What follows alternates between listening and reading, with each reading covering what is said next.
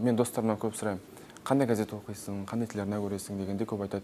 Мен қазір ешбір телеарнаға, ешбір басылымға сенбеймін. Мен тек өзімнің Фейсбуктағы достарыма сенемін, өйткені мен оны танимын. Яғни адамдардың арасында сондай құбылыс бар.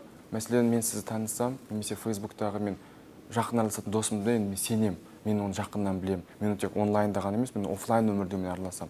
Мен оған сенемін. Ол бір ақпарат жарияласа, мен оның ақпаратына деген сенімім көбірек болады. Басқа бір ақпарат құралдарындағы жарияланған ақпаратқа деген сияқты. Мәселен, осы тұрғыдан келу керек шығар. Адамдарда сенеді, сенгеннен кейін адамдар меніңше әлеуметтік желіні қолданады, бір-бірін достар қатарына қосады.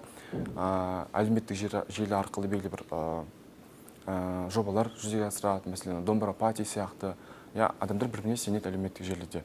Сондықтан, бірақ әлеуметтік желідегі белгілі бір ресми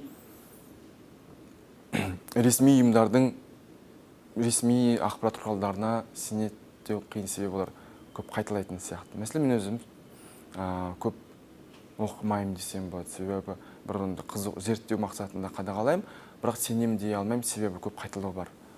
Мысалы, бір оқиға болса, оны сол оқиғаның куәгері болған мен досым бірінші суретке түсіріп жеткізеді. Одан кейін бір ақпарат құралдары енді соны қайталап жеткізіп жатады. Егер олар бір аналитика қосып, қосымша бір ақпарат беріп жатса, онда әңгіме басқа.